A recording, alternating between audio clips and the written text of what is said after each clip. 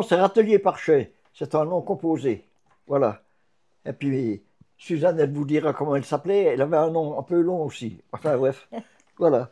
Et le prénom, c'est André. Et moi, je m'appelais Delémillère. 14 lettres. Avec Râtelier-Parchet, ben, il n'y a pas assez de place pour remplir les formulaires. J'ai d'abord été à l'école quand j'avais l'âge. Voilà.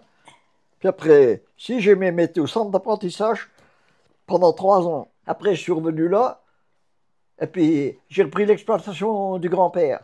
Parce que ma mère était morte, on est venu là. Et puis, le grand-père, l'exploitation, c'était quelque chose. Lui, il avait vécu durement, tu vois bien. Alors, la terre, c'était quelque chose. Il disait, la terre, ça fait pour nourrir les hommes. Mais oui, pour lui, c'était important. Et puis, la façon de vivre, la moyenne altitude, l'alpage, les bêtes qui s'en vont l'été, tout ça, c'était une façon de vivre. Et puis, tu vivais avec ce que tu récoltais. Maintenant, ça arrive tout, même de l'autre bout du monde, par avion. Moi, j'étais.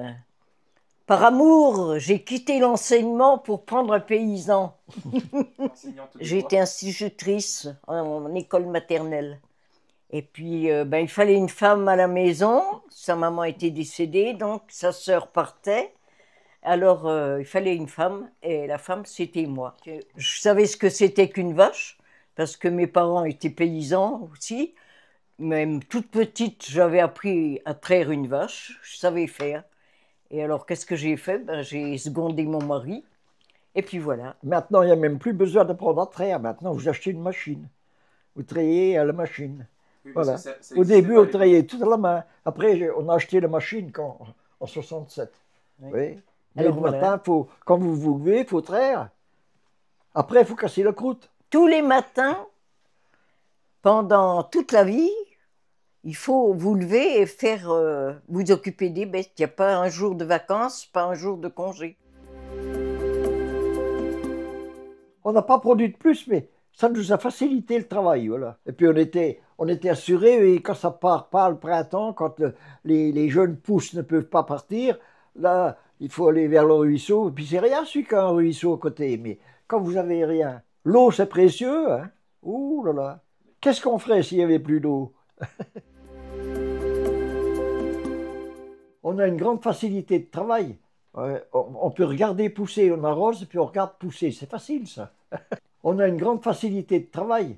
Biner, c'est plus pénible parce qu'il faut bêcher, quoi. Un binage, ça se fait manuellement. Bon, il y a peut-être des machines, mais il faut passer entre les plants, il ne faut pas que ça abîme les plants. Nous, on fait à la main, quoi. On n'en fait pas beaucoup, quoi. Un binage, c'est aérer le sol. Aérer le sol. Gratter la terre. Et donner un peu de facilité à la pousse.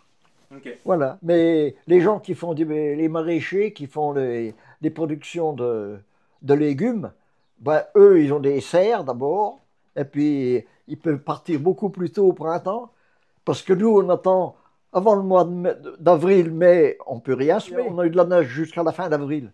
Alors, vous ne pouvez pas semer quand il y a encore de la neige, quoi. Oui. On cultivait, on faisait presque tout à bras, quoi. Oui. Enfin, moissonner, il fallait faucher et faire sécher les moissons.